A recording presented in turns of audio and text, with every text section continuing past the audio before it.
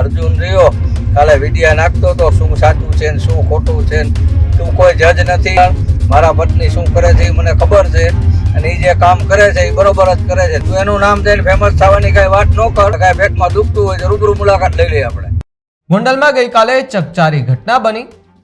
હની ટ્રેપની આ ઘટના કે જેણે ચર્ચાએ જોર પકડ્યું, પણ છેલ્લે જ્યારે આ વાતો ફરતી થઈ ત્યારે ખબર પડી કે પદ્મિનીબા વાળાનું નામ આવી રહ્યું છે. હવે પદ્મિનીબા વાળાની વધારે ઓળખ મારે દેવી નહીં પડે, કારણ કે લગભગ લોકો એમને ઓળખે છે. જ્યારે ક્ષત્રિય આંદોલન થયું 1 વર્ષ પહેલા, ત્યારથી જ ચર્ચામાં પદ્મિનીબા વાળા એ આવ્યા હતા. અને આજે હની ટ્રેપનો આખો જે કિસ્સો સામે આવ્યો છે તેમાં પણ પદ્મિનીબા વાળાનું નામ આવ્યું હતું. આ પદ્મિનીબા વાળાનું નામ આવતાની સાથે જ ક્ષત્રિય સમાજના અંદરના જે આગેવાનો છે તે પ્રતિક્રિયાઓ આપી રહ્યા હતા. એ દરમિયાન એક પ્રતિક્રિયા એવી આવી કે જેમાં ક્યાંક પોતાના જ સમાજની અંદર ગરમાવો જોવા મળ્યો છે. નમસ્કાર, આપ જોઈ રહ્યા છો ન્યૂઝ રૂમ અને આપની સાથે હું છું ભાવિક. પહેલા તો તમે અમારી ચેનલને સબસ્ક્રાઇબ ન કરી હોય તો અમારી ચેનલને સબસ્ક્રાઇબ કરો, બેલ આઇકનને દબાવો, જેથી કરીને પડે પડના સચોટ સમાચાર તમને તમારા મોબાઈલ પર તરત જ મળી રહે. પદ્મિનીબાનું આ પ્રકરણમાં નામ આવતાની સાથે જ ક્ષત્રિય સમાજના આગેવાન અર્જુનસિંહ એમણે અલગ અલગ મીડિયા અને એક વિડીયો બનાવીને પોસ્ટ કર્યો હતો, અને તેમાં એમ કહ્યું હતું કે આ જે બેદરકારી છે તે આપણે સમાજે સમજવી પડશે, ને મહિલા તરીકે જો એક એવા હની ટ્રેપના કેસમાં આપણા સમાજની એક મહિલાનું નામ આવતું હોય તો આપણા સમાજ માટે બહુ ખરાબ વાત કહેવાય. આ વિડીયો સામે આવતાની સાથે જ પદ્મિનીબા વાળાના પતિનો વિડીયો વાયરલ થયો, અને પદ્મિનીબાના પતિએ કહ્યું કે અર્જુનસિંહ તમે શાંતિ રાખો, તમારે કશું જ બોલવાની જરૂર નથી. પદ્મિનીબા એટલે કે મારા પત્ની એ છે, એ જે કરે છે એ સાચું જ કરે છે. હવે એક સમય તમને યાદ કરાવી દઉં કે પદ્મિનીબા વાળા અને એમના પતિ છે, આ બંને વચ્ચે જે ઝઘડો થયો હતો તેના પણ વિડીયો સોશિયલ મીડિયા પર વાયરલ થયા હતા. ત્યારે પણ સમાજમાં ચર્ચાઓ જાગી હતી કે ક્ષત્રિય સમાજના અંદરના ડખા છે, ભાઈ ઘરમાં રાખો, બહાર શું કામ ને કાઢો છો. ત્યારે પણ સવાલો ઉભા થયા હતા.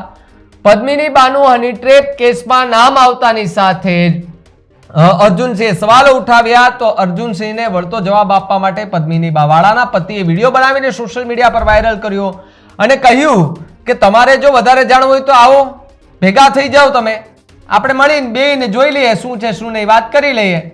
હવે અર્જુનસિંહે પણ ઘણા મોટા નિવેદનો આપ્યા હતા, અને આ નિવેદનો આપતાની સાથે જ ફરી એકવાર ક્ષત્રિય સમાજની અંદરોઅંદર એક સમાજનું રાજકારણ ગરમાયું છે. પહેલા એ તમે પદ્મિનીબા વાળા કે જેમના પતિ છે તેમને સાંભળો કે તેમણે અર્જુનસિંહને વળતો જવાબ આપીને શું સંભળાવ્યું. હલો, જય માતાજી. ગિરિરાજસિંહ વાળા બોલું છું, પદ્મિનીબાના હસબન્ડ. આ અર્જુન રહ્યો કાલે વિડિયા નાખતો તો શું સાચું છે ને શું ખોટું છે, તું કોઈ જજ નથી કે તારે કઈ નક્કી કરવાનું નથી. તું તારા ભાણાની માખી ઉડાડ. મારા પત્ની શું કરે છે એ મને ખબર છે, અને એ જે કામ કરે છે એ બરોબર જ કરે છે. તારે કઈ લોટું થવાની જરૂર નથી. તું એનું નામ જઈને ફેમસ થવાની કઈ વાત ન કર. તારે જે કરવાનું હોય કર, બરાબર. આ તને શુદ્ધ ગુજરાતી ભાષામાં કહું છું.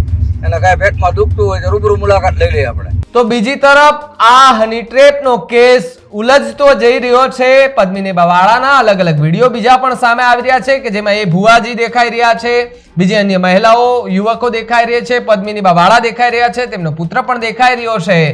આ વિડીયો ગોંડલનો હોવાનું માનવામાં આવી રહ્યું છે. તેમાં આ વિડીયો વાયરલ થતાની સાથે જ ફરી એકવાર ચર્ચાઓ ઉઠી છે કે પદ્મિનીબા વાળાને આ કેસમાં કઈ રીતે ઇન્વોલ્વ કરવામાં આવ્યા, અથવા તો પદ્મિનીબા વાળા છે એ આ કેસમાં કઈ રીતે ઇન્વોલ્વ થયા.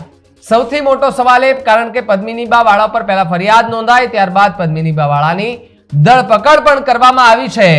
ધરપકડ થતાની સાથે જ અનેક ચર્ચાઓએ જોર પકડ્યું છે કે એક ક્ષત્રિય મહિલા કે જેનું એક એવી ઘટનાની અંદર, હની ટ્રેપ જેવી ગંભીર ઘટનાની અંદર નામ સામે આવવું, આ ક્ષત્રિય સમાજ અને એક મહિલા, ક્ષત્રિયાણી તરીકેની એક મહિલાની જે છાપ ક્ષત્રિયાણીઓએ ઊભી કરી છે તેના પર પણ અત્યારે સવાલો ઉભા થઈ રહ્યા છે. અન્ય ક્ષત્રિય આગેવાનો છે તે અત્યારે ચૂપ છે, કશું બોલતા નથી. પણ આ જે આખો મુદ્દો છે તે હવે સમાજ ઉપર આવી ગયો છે, અને હવે જોવાનું રહે કે ક્ષત્રિય સમાજના જે આગેવાનો છે તે આના પર કઈ નિર્ણય લે છે કે પછી કેમ. તમારું શું માનવું છે આ આખા મુદ્દાને લઈને કમેન્ટ કરીને ખાસ જણાવજો. જોતા રહેજો ન્યૂઝ રૂમ. નમસ્કાર.